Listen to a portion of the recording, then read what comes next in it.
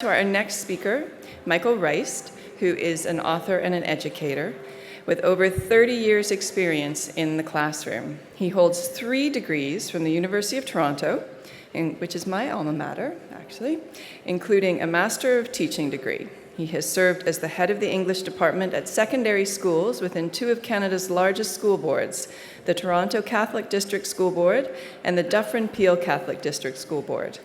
His particular areas of interest are gender differences in learning and the emotional health of children. He has spoken widely to both parent groups and teacher organizations across Canada. He is the author of the Canadian bestseller, Raising Boys in a New Kind of World, as well as What Every Parent Should Know About School, and The Dysfunctional School, Uncomfortable Truths and Awkward Insights on School, Learning, and Teaching. His most recent book is entitled Raising Emotionally Healthy Boys. Michael's work has been featured on CBC television and radio, the Huffington Post, the Globe and Mail, the National Post, and the Toronto Star. He's published over 100 articles on topics ranging from education, spirituality, and parenting to movies, books, and popular culture. His newsletter, What Boys Need, reaches thousands of readers around the world each month. Michael currently works in private practice as a mentor to young people and their parents. He specializes in working with children who face challenges in school and at home due to issues around attention control, high sensitivity, sensory processing, and cognitive profiles that do not fit within the school environment. Michael is interested in talking to parents, teachers, and caregivers about the emotional needs of children within the family and within institutional settings. He's going to speak to us today about promoting emotional health through childhood and adolescence. Ladies and gentlemen, please join me in welcoming Michael Reist.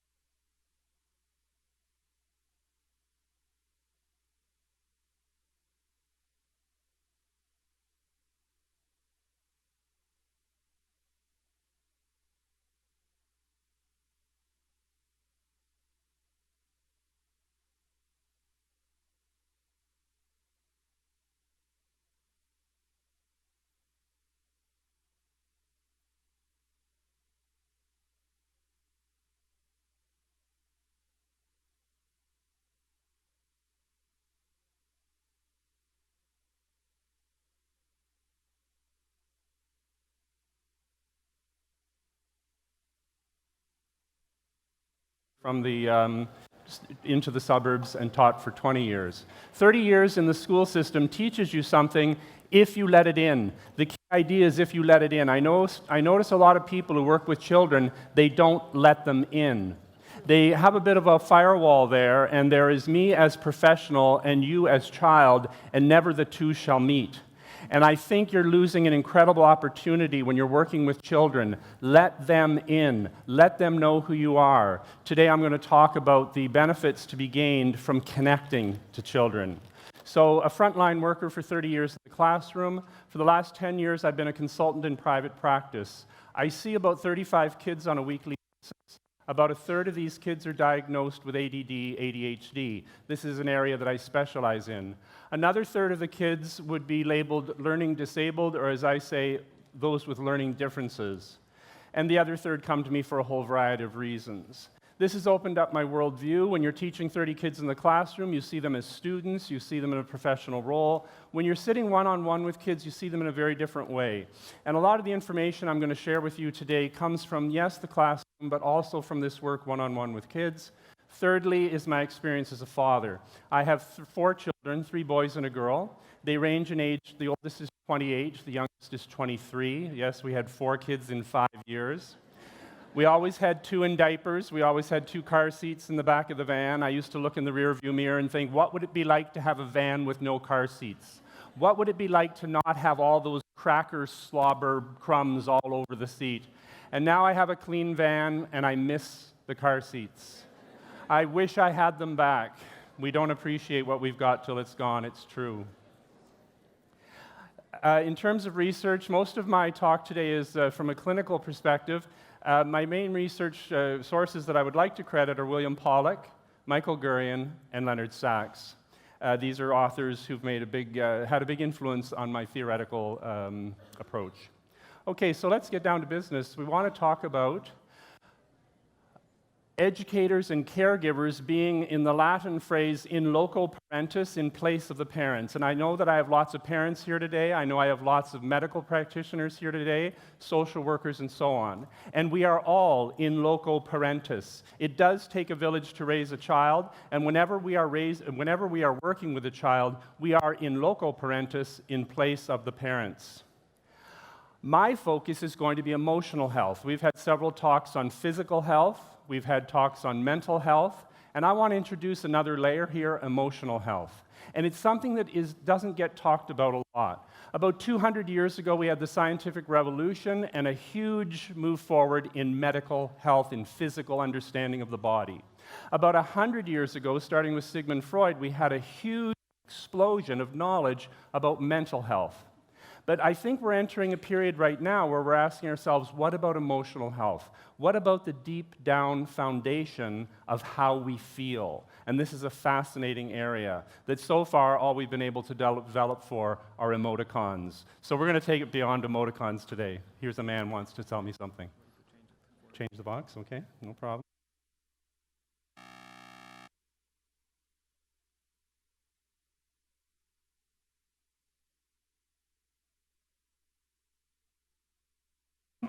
Yeah? Okay. There, we have a better box now. So that should be good. Okay, and I'll just talk a bit and let you adjust the volume and the other aspects. Emotional health. American Psychological Association, a review of the research challenges the assumption that success makes people happy. Emotional health can lead to success in work, relationships, and health. In the past, researchers believed that success made people happy. Newer research reveals that it's the other way around. Happy people are more likely to work toward goals, find the resources they need, and attract others with their energy and optimism, key building blocks for success. Let's get happy ourselves, let's get our children happy, and the happier they are, the healthier they will be, and the more productive they will be. So we ought to ask ourselves, what are the core emotional needs that all children have as they move through the developmental stages? The theme of this conference is through the developmental stages, through the stages of life. And I want to name 3 that are very important to me and that I emphasize in all my work. I would say that there are 3 needs that all children have, and here they are on the screen. To be seen, to be listened to. Click. He told me to hold it up if it didn't work. Oh, there's people walking in front of the thing. I'm clicking. There we go. To be touched. This is the most researched slide you'll see today in terms of the volumes and volumes of information and data behind the importance of these 3 things. To be seen, to be listened to, and to be touched. Now that sounds very obvious. I want to take it to a deeper level. Let's take the first one, to be seen. What do you mean, Mike? Okay, I'm having trouble with my clicker here. It's been used all morning. Maybe it's tired. Oh. Okay, I want to go back. Okay, we'll make it work. Maybe. Here comes the man. What do you think? I need to press down. This, right? Yeah.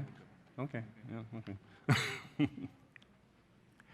Mike, I look at the kids I'm working with, but do we see them for who they really are, or do we see them for who we think they should be? One of the things I have found with professionals who work with children is they bring a whole series of assumptions to how they think this child should behave, how this child should think, should act. And one of the things we're going to talk about today is what is normal? What is the normal expectation for a particular kid at a particular age, and we're also going to ask ourselves, what are the differences I might expect to see, because not all children are the same. So to be seen for who you really are, this is a great gift we give to a child. The second one, to be listened to. Mike, I listen to the kids I'm working with. No matter what you say, to be listened to no matter what you say. Professionals have a word they use, and the word is appropriate. And children say certain things, and adults respond, well, that's not appropriate. It's not appropriate to you, but it's appropriate to me. I need to say this right now. I hate you. I hate school. I think this is stupid. And we can shut it down or we can listen to it. Why do you hate me? Why do you hate school? And so often I find that the conflicts that come between adults and children are not being seen for who you really are and not being listened to no matter what you say. The third one to be touched, a hugely controversial issue in North America. I don't know how it is in the Caribbean, but there's all kinds of fear around this topic. And yes, we need professional boundaries, absolutely. We need professional boundaries. We talk about use of self, appropriate use of self, and so on. But we cannot throw out the baby with the bathwater. There is so much research to show that a pat on the back, a squeeze of the hand, a light touch can make all the difference in the life of a child. And I think it's very important as professionals that, yes, we talk about boundaries, we talk about use of self, but we can never let go of the important element of human connection, physical human connection. Attachment theory. Many of you know about attachment theory, and it needs to be talked about, and attachment theory is relevant through all the developmental stages. When a baby is first born, research shows the first thing a baby does is look to its mother's eyes. It looks to its mother's eyes to ask, to see, am I safe? From the warm sea of the womb to the harsh, bright light of the delivery room, the baby is shocked, is traumatized by this transition. The baby looks for some sign of reassurance and finds it in the mother's eyes, and the attachment begins. There is so much evidence to show that problems in later life come from poor attachment in early life. And I want to reference Gabor Mate. Gabor Mate is an incredible physician from Vancouver in Canada. His most recent book is called Hold On to Your Kids. And he talks about the importance of attachment and bonding through all the developmental stages. This happens through the eyes, it happens through the voice, and it happens most profoundly through touch. And children who have a strong attachment grow up to be healthier, happier, more productive children. It's called mirroring. How do we know we exist? We know we exist when someone sees us. When someone sees us and smiles at us, we know we exist and we know we have value.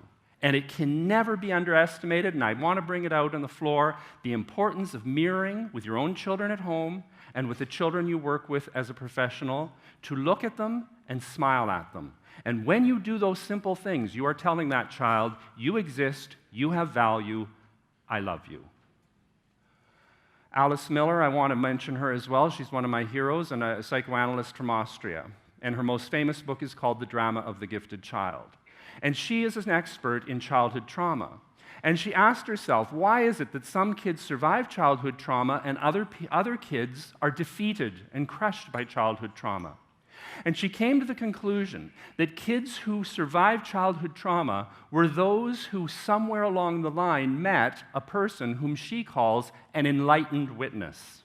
Somebody who saw them for who they truly were. In all of the chaos, in all of the storms, this one person, this caregiver, this parent, this sibling, this distant relative, saw me, even if only for a moment, and I was affirmed for who I truly am.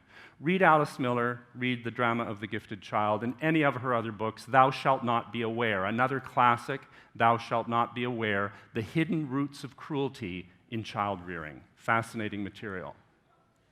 So what are the obstacles for children in emotional healthy functioning? Let's look at a few. I'm interested in physical environment, and I'm interested in the social environment. This is why I was very happy to be here today, because I'm talking to institutional caregivers, but I'm also talking to parents. And we'll also touch on the topic of peers. But all of these environments have an influence on how children flourish or don't flourish. And my special area of expertise and experience is school. And I'm going to use school as kind of a bellwether for what I'm talking about. All the kids that you're dealing with go to school. And so it's a common experience that we all have, and it has parallels to many healthcare situations. But the first thing we need to say is that school is a stressful place. Why is school a stressful place? Because school is a place where you are constantly being measured. And imagine being in an environment for 12 years, 14 years, whatever number of years it is, and always being measured. And what is the effect of that on children long term? And we're going to talk about some of the implications of this. When kids are stressed, they release cortisol. Cortisol, to a certain level, is stimulating. Cortisol, to a certain level, helps you do well on a test. But when cortisol levels pass a certain threshold, they inhibit brain activity. And many children are not doing well in school. Why? Because their cortisol levels are too high, their stress levels are too high. It is a very practical goal to lower the stress level of kids in school in any institutional setting in order for them to learn better what is being taught. Oh, I guess I am touching the bottom, maybe. My mantra: honor the nature of the child.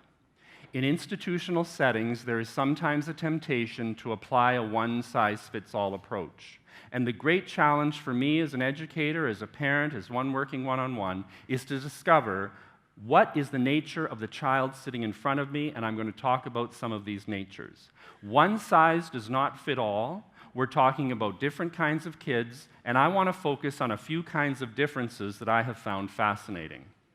The variety and range of differences in children affect their functioning in all institutional and family settings.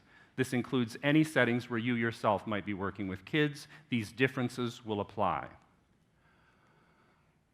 I want to mention a few, and we're going to touch on a few of these as I go through the next 10 or 15 slides. The highly sensitive child, the introvert, the extrovert, the bright and gifted child, the learning disabled child, in quotation marks, the child with learning differences, different ways of learning, the child with attention control issues, a subject close to my own heart, the bodily kinesthetic child, and the area that I specialize in most, gender differences in learning. And these are very fascinating. And I think we're going to start off with gender differences. And I feel that anybody who works with children should be aware of three fundamental differences between boys and girls and their development, because they have huge implications when we're working one-on-one with kids or kids in group settings. The first one is this: there can be up to 1.5 years difference in the biological and cognitive development between boys and girls. We laugh every year at the high school where I taught. We would smile. The grade 9s would come in, and there would be little boys, you know, their feet didn't even touch the ground. They'd sit in their chair, and they'd wave their feet, and they didn't even touch the floor. And sitting beside them was a 14-year-old girl, and she was fully developed. She's on her third boyfriend, you know, she's ready to go. And that little boy just wants to get home and play Lego. And they're both 14. There is a huge difference in the cognitive and biological development between boys and girls, and it becomes toxic when boys are compared to girls. And this is particularly true in the primary division, as we call it in North America, in the first 3 grades of school, or if you count kindergarten, the first 5 grades of school. And you have this 1.5 year difference potential, and then you add another year when you have the December-born boy sitting beside the January-born girl, and now you might be up to 2.5 years in cognitive and biological development. And I teach this to boys. And boys say to me, "I'm so stupid." You realize that some of those girls in your classroom that you're comparing yourself to are on a different developmental timeline. I don't say ahead of you, I don't use words like ahead and behind. They develop differently. It's a difference. And I think boys should know about that. The boy has a hard time with his B's and his D's. He's drawing the stick. He's in grade 1. He's learning the B's and the D's. He draws the stick. He draws the ball. I don't know what side of the stick the ball goes on. A B, a D, what is this? I'll just do my best. I'll put it over here. And he gets it wrong, and no, that's not the B. The ball goes on the other side. And he looks over at the girl right beside him, and she's getting her B's and her D's right all the time. She has no problem with B's and D's. And he looks over at her. What does he say? "Oh, she's on a different developmental timeline than I am." No, he doesn't. He looks over at the girl beside him and he says, "I'm stupid." And he says, "Girls are smart." And it's a developmental difference. Graphomotor, the ability to form letters, is not an indication of intelligence. It is a graphomotor skill, and it develops sooner in girls than it does in boys. And he looks over a couple of weeks later, and she's doing this curly writing. And he says, "What's that?" And she says, "It's cursive."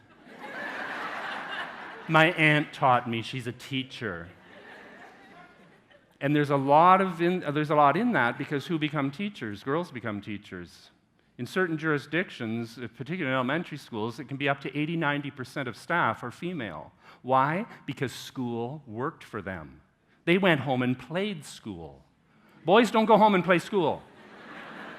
And that should tell us something, that boys don't go home and play school. And we've got to ask ourselves, what can we do to make school more boy-friendly? Look at this next statistic from the Canadian Medical Association. Boys who were born in December were 30% more likely to receive a diagnosis of ADHD than boys born in January. Boys were 41% more likely to be given a prescription for a medication to treat ADHD if they were born in December than if they were born in January. We are medicating for birth date. The boy appears to be more fidgety, appears to be more inattentive. Why? Because he's being compared to girls. It's one of the reasons, it's one of the factors in favor of single-sex schools. When you have an all-boys school, the range isn't as great. When you have a co-ed school, the range can be huge in ability in any given grade. When you have a single-sex school, the range is smaller and there's less comparison. But many boys suffer from this comparison to the girls in the classroom. But you've learned today there can be up to a 1.5 year difference. And you ask a boy, what's the month of your birth?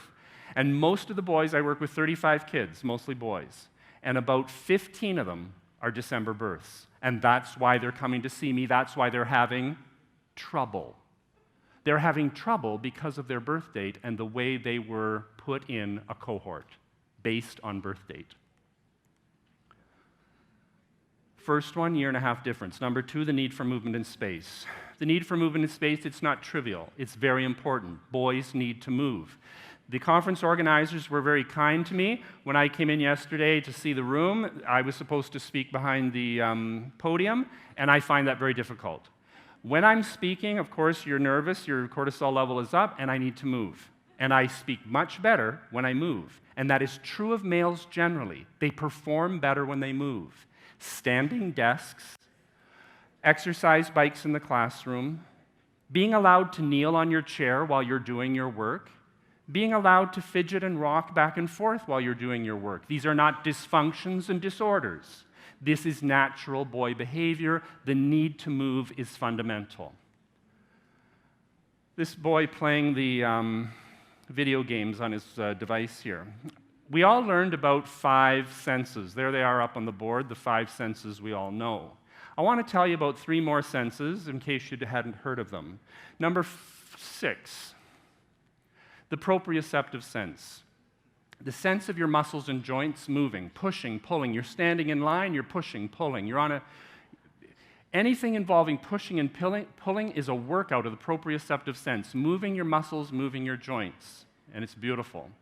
The next one is the vestibular sense, your inner ear in relation to the surface of the earth, your sense of balance and gravity. Think of the trampoline. Why would I walk down the hall when I could spin down the hall? And when I spin down the hall, my vestibular sense is getting a workout, and I'm loving it. No, that's oppositional defiant behavior. That's inappropriate behavior. It's inappropriate to you, but it's not inappropriate to me. I've been sitting in a chair for 2 hours. We're walking down to the gym. I'm going to spin down to the gym. Why? Because that is what I need. Children's bodies seek what they need. They're not doing it to bug us. They're doing it because they need it. And the last one I want to put on the screen. Okay, I'm touching the bottom of the thing. I can do it. The interoceptive sense. Your sense of your inner organs. My bladder's full, I need to go pee. I need to go number 2. I have a headache, I have a tummy ache. That develops over time. It's the interoceptive sense. Many kids, they do not know that they're tired. They don't even know they have to go pee. Do you have to go pee? I wouldn't even have a clue. All I know is I'm wiggling a lot. Though that wiring, the interoceptive sense, is developed over time. And the topic at the heading of the screen is sensory processing. It's a fascinating area of study, sensory processing theory. And everybody in this room, all 7 of those, 5, 6, all 8 of those senses are working in harmony. And you have no problem. How did you get there? By using them. And you used them and you exercised them through the developmental stages, and you ended up a happy, healthy, whole, functioning adult. And now we go back to the pictures in the slide, and I look at the picture of the boy on the left and look at the picture of the boy on the right. And too many kids are sitting for too long, and when they're sitting for too long, those 8 senses are not being developed. The only sense that child is developing is the sense of sight. It is the only one of the 8 that he's using. The boy on the right is using all 8 senses, because he has to go pee. You can't see that in the picture. All 8 senses are getting a workout, and I'm worried, because we are raising the first generation of kids who've been given a device that it is increasingly being proven is addictive. And we'll talk about that later on today. At 3:15, we have another seminar, a group discussion on teching up your health. And we'll be talking more about that. But there's so much evidence now to show that screen time is addictive. And our kids are the first generation to be dealing with this, and we're learning on them. We need to be wise, and we need to be careful. And we need to work, we need to study up on it, and we need to make decisions about it. They are the canaries in the mine. They are the first generation to deal with this. I'm a big fan of Carol Kranowitz and her great book, The Out of Sync Child. She has another one called The Out of Sync Child Has Fun. A quote from there: "The head, hands, and feet have the most complex functions and thus produce the most sensations. Similarly, large portions of the motor cortex are devoted to sending messages directly to direct the functions of the fingers, hands, feet, tongue, and throat." Now, Mike, what does this have to do with emotional health? An emotionally healthy child is a child who is allowed to act on all of these needs. The emotionally healthy child is the one who is not confined. The emotionally healthy child is the one who is allowed to express their physical needs. And the hands, feet, tongue, mouth. You drive by a schoolyard, everybody's shouting. What is this? Is there some kind of problem? They're all shouting. That need to yell. That need to use your voice. It's deep, profound. And the more we understand it, the more tolerant we'll be of it. It relates to our expectations. I expect children should sit quietly for 2 hours solid. Well, you have unrealistic expectations. The problem is not the child, the problem is your expectations. Sensory processing exercise. Look at those activities on the screen. You know what's interesting about those activities on the screen? Not one of them requires equipment. Not one of them requires lessons. Not one of them requires an adult standing with a clipboard telling you how well you're doing them. Why? Because they're normal, natural, beautiful. And we have to create environments, going back to the topic of environments, we have to create environments where these things can happen. And not just with the little ones, but all the way up the scale. Fascinating. We'll talk more about screen time this afternoon at the other breakout session, but a question that gets asked all the time is, so Mike, I'm worried about the screen, so, just tell me quick, what should the limits be? And again, my research shows, and again, we're talking here in this screen about an 11, 12-year-old, pre-adolescent. 1 hour at a sitting, 2 hours for every 5 hours of discretionary time. This is the kind of rubric that I've been able to come up with in my research. You get home from school at 4, you play for an hour, you have dinner, you do your homework, and then you can have another hour. That would be considered a maximum. Anything beyond that, past the maximum. So it's an interesting kind of rubric for those parents who want numbers, and I tell parents, print that off and put it up on the fridge door. It's not me. I went to this conference, and the speaker told me this, so if you have any trouble with it, blame the speaker. The third difference between boys and girls. Number 1, 1.5 year difference. Number 2, the need for movement in space. Number 3, words versus actions. Research shows that for the female brain, words are the default mode. For the male brain, action is the default mode. Look on the screen, 7,000. The number of words spoken by the average male in a day, 7,000. Can you guess what 20,000 is? 20,000. The number of words spoken by the average female in a day. Fascinating. Now, it's not better than, worse than, it's a difference. What do you do when you see a snake? Let's expose the male brain to the snake, and let's hook him up to the electrodes and trace the brain waves in the male brain. The male brain sees a snake. No, let's do the female first. The female brain, hook her up to the electrodes, she sees a snake. The synapses in the brain go immediately to the language center. Look, there's a snake in here. How did a snake get in here? That's a green snake. I've never seen a green snake before. Paragraphs about a snake. Paragraphs. And as she's producing these paragraphs, she feels she's dealing with it.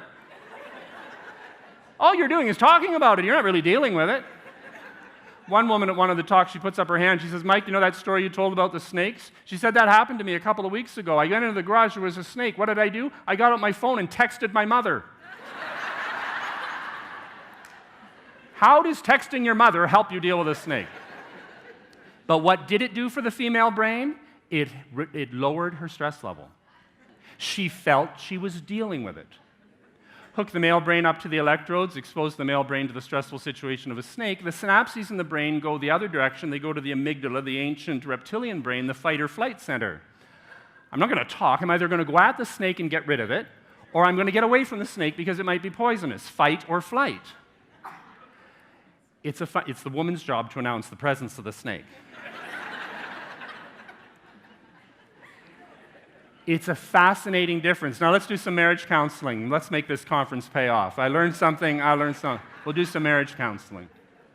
So you get home late at night. It's 1 o'clock in the morning. There's tension between man and wife, male and female, boyfriend, girlfriend, tension. It's been building for a couple of weeks, building. And the woman, the female brain, she can't take it anymore.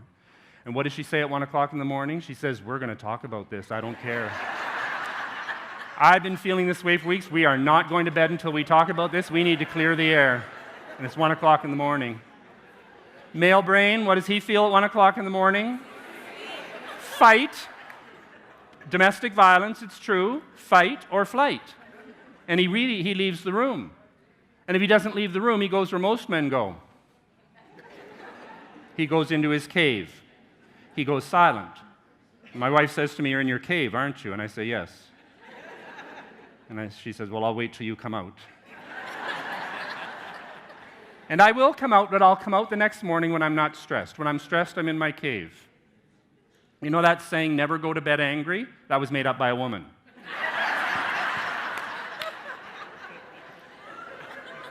The point is, a stressed male, and here's where it has practical application, both with your marriage, with your children, and in the workplace. A stressed male does not want to talk. And the more you bang and knock at that door, the more silent he will go. And I keep on my blotter, I keep a picture of a deer in the woods, and that's how adolescents are. They're like deer. You want a deer to come out of the woods, what do? You sit quietly. You sit quietly and that deer will come out and see if it can trust you. But if you go chasing after that deer, come here, I want to talk about your problem. What's that deer going to do? That deer's going to run away. And that's what happens to a lot of the kids we're working with. They're deers in the forest and we're chasing them through the underbrush, scaring them off. To sit quietly, to be receptive, to create a vacuum that they can fill. Fascinating. Gender differences in learning. Emotional health by understanding how kids are different. With boys, we have another term we use. One of them was inappropriate. Here's another one, making poor choices. That child's making poor choices. And I want to challenge this phrase, and I want to introduce a little bit of brain research to do so. We might be dealing with a kid who is simply overstimulated. Again, going back to sensory processing, there are 8 avenues of approach, and all 8 are firing. This kid is so overwhelmed, all 8 senses are firing, and he can no longer self-regulate. Ask yourself, am I dealing with a child who's overstimulated? And if you're dealing with a child who's overstimulated, then you've got to get that child destimulated before you're going to have a meaningful conversation. The other thing I want to talk about is impulse control. Impulse control happens in the prefrontal cortex, the frontal lobe, executive functioning, impulse control, frontal lobe. Here's the rub, it develops sooner in girls than it does in boys. Why are car insurance rates higher for boys than they are for girls? When a boy is coming to the intersection of the street, he sees a yellow light, his foot goes on the gas. I'm going to beat that light, testosterone. When the female brain comes to the yellow light in the intersection, her foot goes to the brake, and her frontal lobe is lit up, and that's called impulse control. And it develops sooner in girls than it does in boys. Oh no, boys are irresponsible. Boys are irresponsible. No. They are on a different developmental timeline, and we need to understand this difference. Because when they have a hard time controlling their impulses, what's our role? To be the frontal lobe, to stop them from running off the edge of that cliff.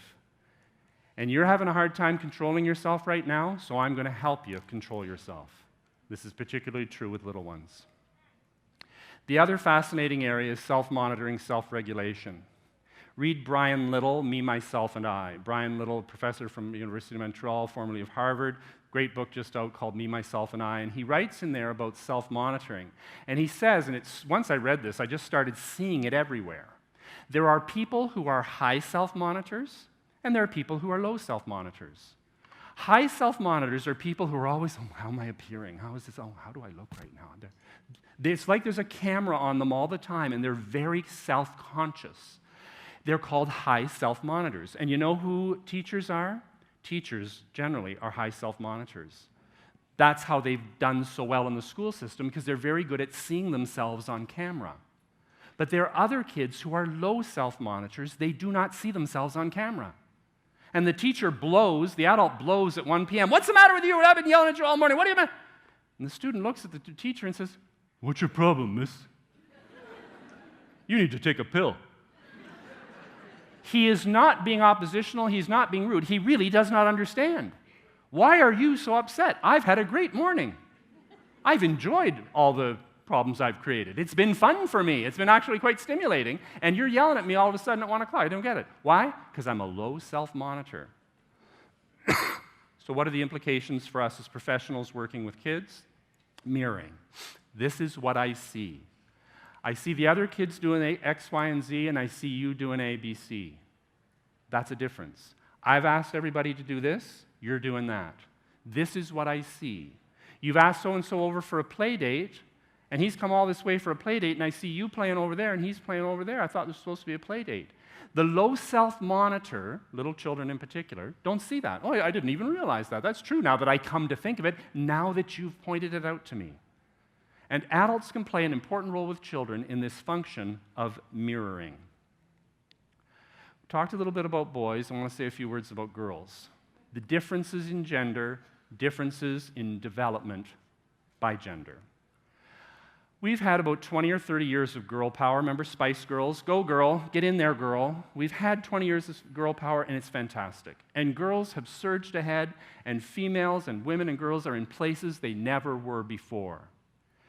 But the research shows that the level of depression among girls between 18 and 24 is on the rise. It's hugely on the rise.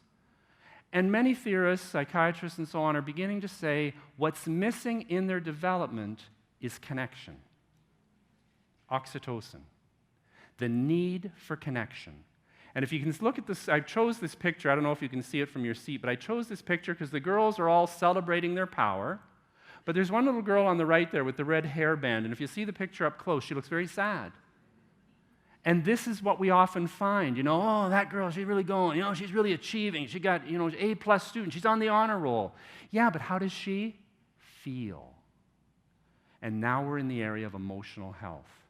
And we have got to pay attention to emotional health because a lot of kids are suffering even though they appear to be successful. The need for connection among girls is huge, and that's why they gravitate towards social media. Generally speaking, the research shows boys, video games, girls, social media. And that's a gross generalization, but I'll make it. And the reason girls are drawn to social media is because of this need for connection. But it's the illusion of connection. It is black text on a white background. There is no tone of voice. There is no facial expression. It is just text. And the boy texts her and says, I understand. And her heart melts. Finally, somebody understands me. And in psychology, we call it projection. You project onto something what you need it to be. And she's lonely, and she wants connection, and somebody texts her and says, I understand, and she projects onto those words all of her need, and she's very vulnerable. And so what do we need to do, Mike? We need to talk to kids about this. We need to talk to girls about this and remind them that all you're seeing is black text on a white background. That's all you're seeing. Be careful. Keep it light. LOL, OMG. That's all social media is made for. It is not a place for breaking up. It is not a place for hooking up. It is not a place for having relationships. LOL, OMG. Do you need me to pick anything up from the store? That's what social media is for. But talk to girls about it. You're never getting into core issues on social media because social media is flat. It is not multidimensional as interpersonal communication is. And the other area that we could go on for a whole hour about is the whole issue of bullying. The bottom line is, and say this to girls, you've entered an arena where you are totally susceptible to inclusion, exclusion, inclusion, exclusion, out, in, and you're putting yourself out there, and it could go bad. Just saying. And realize that that is in the nature of social media, that it's a shallow medium, and that it has potential harm in that you could quickly flip to the exclusion side. Another thing that I deal with a lot in my counseling, both with boys and girls, pornography, internet pornography. When I get home, I have to deal with a boy who came across internet pornography and had quite a bad reaction to it. But I think for girls, it's even worse, not only for pornography, that's a whole, I think, a very male issue, but for girls, it's just the blatant kind of hypersexualization. And again, to talk to girls about this and say, it must be hard growing up in a world where you're constantly being judged by your physical appearance. It must be hard. And to bring this to consciousness and to know that this in itself causes a lot of stress for girls. And if we have a girl who's not there yet, who's not interested in this, then we support that girl. We celebrate that girl. And we don't push her in a direction she's not ready to go. So giant area, the hyper-mature child, something that we need to talk to our kids about. I'm a big advocate. Everything I'm saying today at this conference, you can talk about with your kids at the dinner table. Kids are savvy. Kids know a lot. There's nothing in today's talk that they couldn't benefit talking about around the dinner table. A kid I put a special word in wherever I go is the highly sensitive child. According to Jung, there are two types of people, introverts and extroverts. Introverts find social situations draining. They come home from a social situation, they go in their room and shut the door. Maybe you're an introvert. Read about it, learn about it. The book is called Quiet by Susan Cain. The Power of Introverts in a World That Won't Stop Talking. The book is called Quiet. Easy to find on Amazon, author Susan Cain. The other one is called The Highly Sensitive Child by Elaine Aron, A-R-O-N.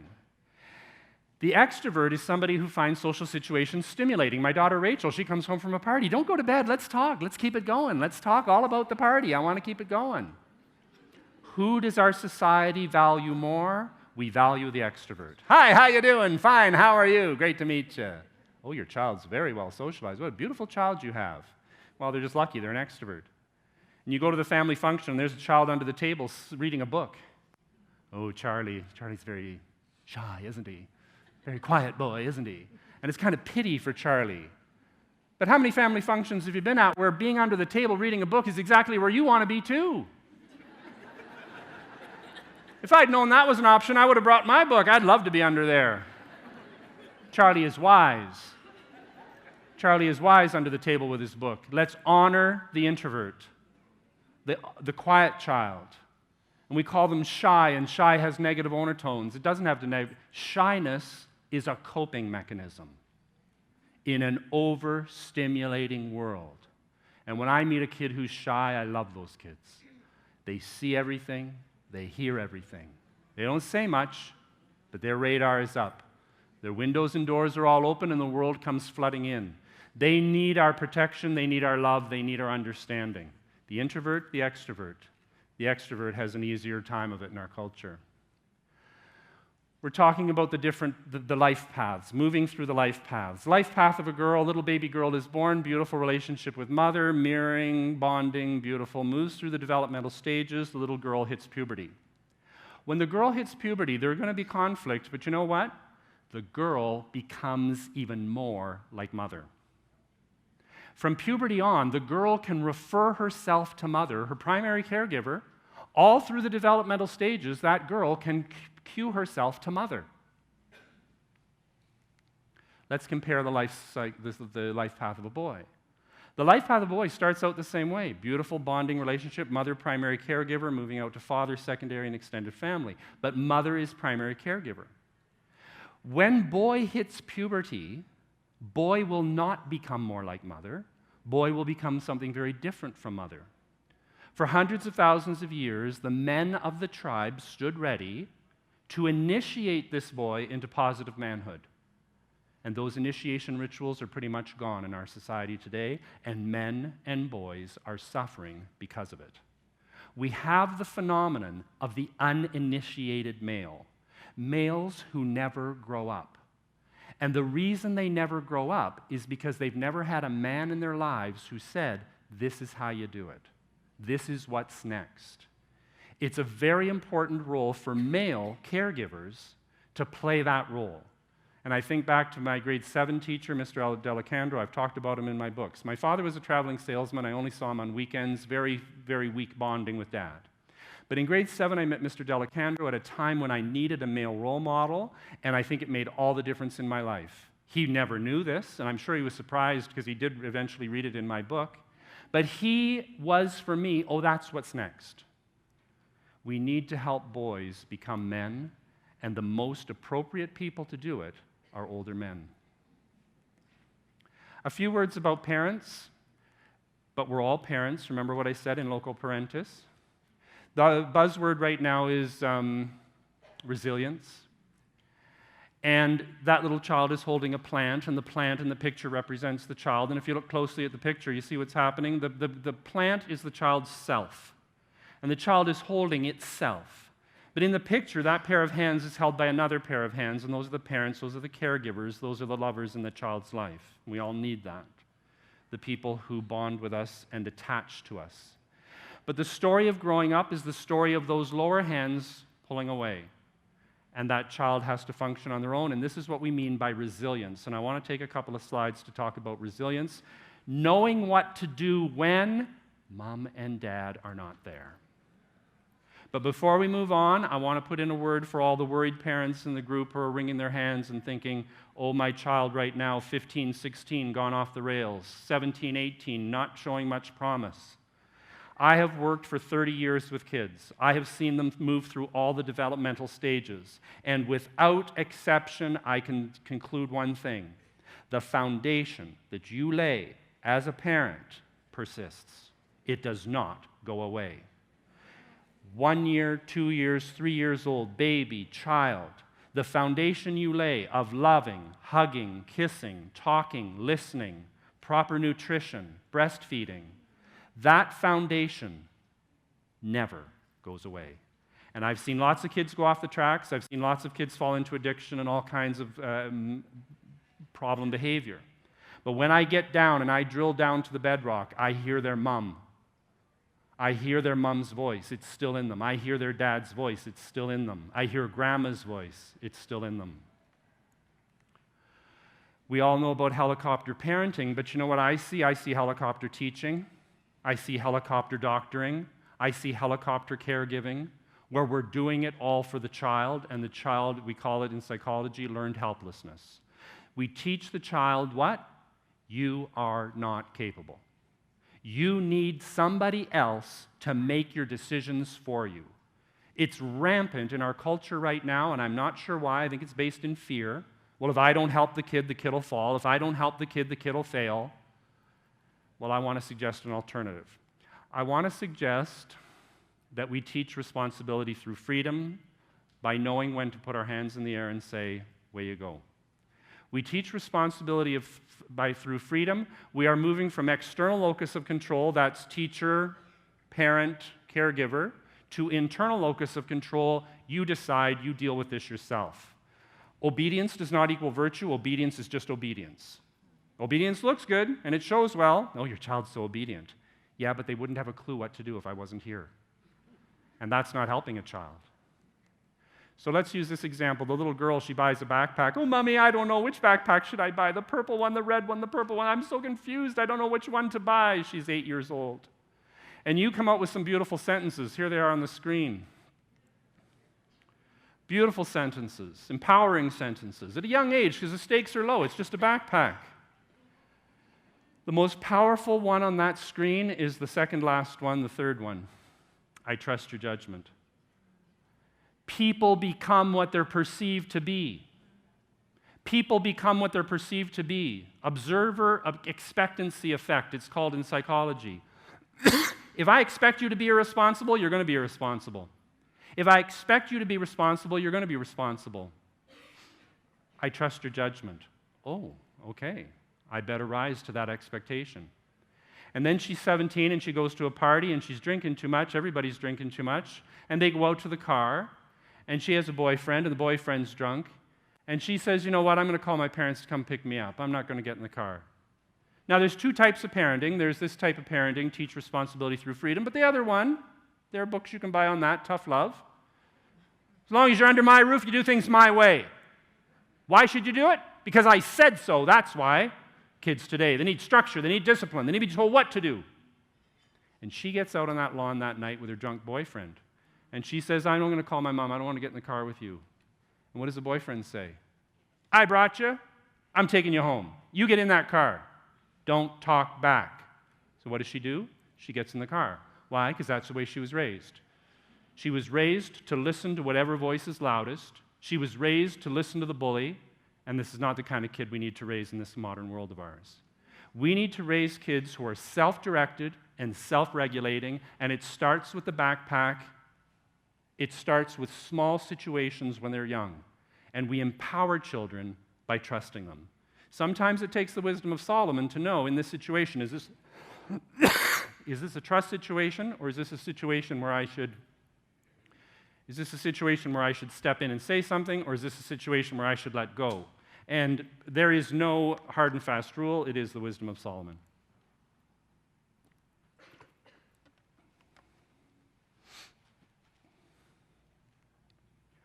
So, Mike, what are you saying? Are you saying that I should let my child run free, or are you saying I should lock my child up? As we move through the developmental stages, we are going to move back and forth across that continuum at the top of the screen, at the top of the slide. Some days you're going to be very loose and very free. Why? Because the stakes are low. Other times you're going to be very structured because the stakes are high. A 5-year-old on Call of Duty. A 5-year-old on Grand Theft Auto. And you're going to say to the 5-year-old, no, you can't have Grand Theft Auto. And then you're over at the right-hand side where you're saying, you know what? I'm going to impose some structure here. But you got a 17-year-old who wants to buy Grand Theft Auto, you say, well, we can talk about it. I'd love to see what it is. But I'm not going to say no. You're 17 years old. You're not doing your homework. Let the chips fall where they may. But when the 5-year-old's not doing their homework, then you impose it. So I say, you know what I'm talking about. We move back and forth. Some kids need more structure. Some kids need more freedom. I'll put in a word for the bright and gifted kid. The bright and gifted kid needs freedom. The bright and gifted kid needs to run. The bright and gifted kid needs a longer leash, because they feel those restrictions as very inhibiting. Just a word for the bright and gifted. One size does not fit all, so Mike, what is it? Look at the red sentence at the bottom. Notice the difference in the preposition. Freedom within structure. Your job is to build those fences. Your job is to know these are my non-negotiables. And in your classroom, in your practice, wherever it is you're working with kids, you have, no, that shelf, like I have a shelf in my room, the kids aren't, they're allowed to, one side of the room, anything on that shelf you can touch. On the other side of the room, I have some knickknacks, things from my life, and I say to them, no, there's nothing on that shelf. And they're very respectful of that. It's freedom within structure. Apart from that shelf there, way you go. Everything in this room is for you to have fun. I call this the don't freak out rule. It's one of the most important things I teach. It was taught to me by a 14-year-old boy named Alex. I said, Alex, if there's one thing you wanted to teach parents, what would it be? He said, don't freak out. And I thought about that, and I know why. Because when you freak out, you send your kids a message, don't bring me your stuff, because I'm going to freak out. And when you freak out, they stop coming. I want you to bring any of your problems to me. I'm totally open to whatever you have to say. If anything bad happens at school, you come and tell Mama. They come and tell Mama, Mama blows. The message then is, don't go back to mama again. Because now I have two problems. Before I just had the problem that I got in a fight at school. Now I got two problems. I got the fight at school and mama. You're the adult in the situation. When a kid brings you their stuff, you need to model strength, integrity, rational behavior. We can deal with this. There's no problem so great that it cannot be solved. Now you go in the bedroom and scream your primal scream. You with your husband, you scream your primal scream. But with the child, you model, okay, we're going to deal with this. It's a fundamental principle. When we freak out, we turn kids away and they stop coming to us. Finally, coming to the end of my talk here, I want to talk about us in this room. Everybody in this room has a great vocation. We're in a vocation of helping other people, and we are so lucky because there are so many people who spend their day not really helping other people. And I want to ask the simple question, what are the characteristics of an emotionally healthy parent, educator, and caregiver? We're talking about emotionally healthy children. What about our own emotional health? And I want to pose a couple of questions. Emotionally healthy caregivers are able to ask themselves the following questions. Am I aware of my emotional state? We talked about self-monitoring. You self-monitor. And if you're not in a good mood right now and your best self isn't going to talk, pull away. Monitor your own mood in a situation. Do I express my feelings in healthy ways? We talked about kids self-regulating. Do we self-regulate? Do we fly off the handle? Do we say things that are cruel? Do we say things that are hurtful? It's called self-regulation. And caregivers need to self-monitor and self-regulate the same way kids do. Do I let my feelings about something else affect my functioning in the present? It's called emotional leaking. And you're having trouble with your husband and you yell at your kids. You're having trouble with your job and you yell at your kids. You're letting your emotions from one situation leak into another situation. And sometimes you have to put up a firewall, whatever metaphor, a dam, whatever metaphor, a fence. And you have to say, you know what? I'm having a hard time right now. I need to go in my room. Because I'm not going to, if I say something right now, it's not going to be my best self. Do I lose it sometimes? It's called emotional flooding. Little kids have it, where they just are flooded. They're flooded by their emotions, and they scream and yell and have a temper tantrum. It happens to us too. We're emotionally flooded. In every one of these situations, the solution is at the bottom of the screen. We're big on it for kids. I recommend it for adults. Remove yourself from the situation. Calm down. My best self isn't going to speak right now. We're going to have this conversation later because I'm not in a good space. And as a teacher, I used to say this 2 o'clock in the afternoon, a splitting headache, and I would say to my class, I've got a splitting headache. Let's do something quiet. And it amazed me how respectful they were of me and what good modeling that was. I'm self-regulating and I'm self-monitoring. Oh, that's something I could do too. So they come to me the next day and they say, sir, you know, I had a headache last night. That's why my homework's not done. Think before you speak. We like acronyms. You want an acronym. THINK. T. Is what I'm going to say thoughtful? Is what I'm going to say honest? Is what I'm going to say intelligent? Necessary? Kind. If it's not, pull back. The one I find the most interesting is the second last one, necessary. Because sometimes we're saying stuff and we're saying it for our own good. We're saying it to discharge our own affect. We're saying it to get out our own emotions, but it really doesn't help the situation. And I find this particular too with boys, that we're saying stuff to them that isn't really necessary. It doesn't further the conversation. It's more about our need to express our own feelings. Everybody in this room, emotionally healthy children, emotionally healthy caregivers, take care of yourself. The only person you can control is yourself. And if you're walking a tightrope, you're no good to anybody. What do they tell you on the airplane? Put on your own oxygen mask first before you try to help anybody else. And it's true. And I see a lot of emotionally unhealthy caregivers spreading their stuff around. Get strong, get whole, be happy, be real. and you'll be a much better caregiver. Take care of yourself, take care of your relationships. Key to emotional health. Our institutions are only as healthy as the people who run them. Thank you very much. You've been a great audience.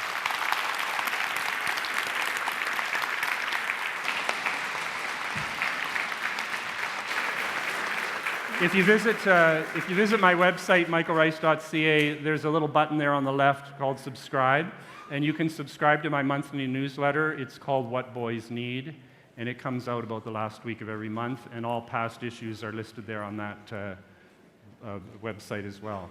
Okay. I don't know, are we going to have time for maybe one question? One or two questions? Yeah. You have one down here in the front. Can you just get the microphone, please? To my left or right? Oh, sorry, here, yes. Okay, go ahead. Sure. I'll repeat the question.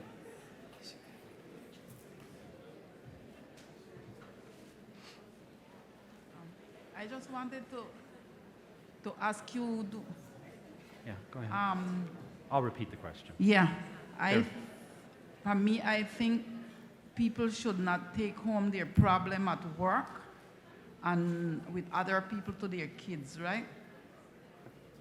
To emphasize, don't take your problems from work home to your kids. Again, that emotional flooding, that emotional leaking.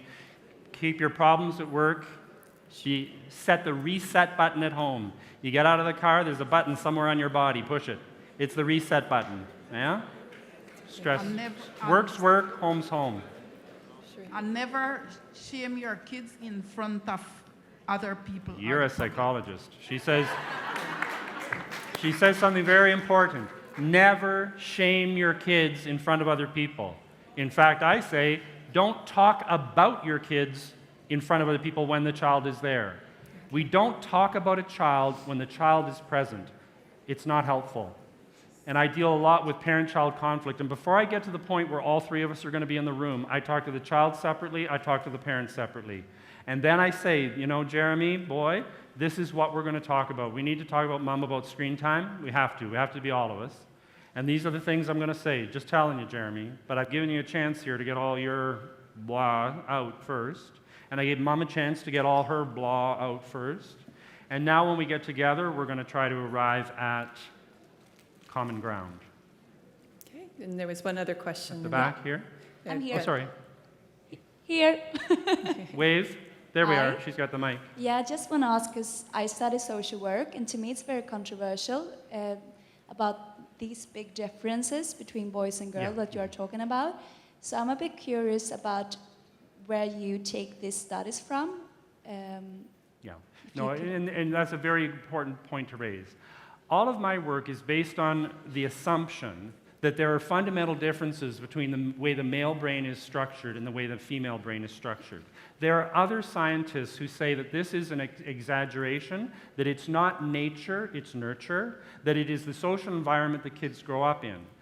Again, this is one of the areas it's highly contested, and that's why I mentioned my three authors at the beginning. The three strongest authors working in this area, Michael Gurian, William Pollack, and Leonard Sachs, are of the view, again, backed up with all kinds of scientific research, that the male brain functions in a fundamentally different way than the female brain. It's both wiring and also hormonal.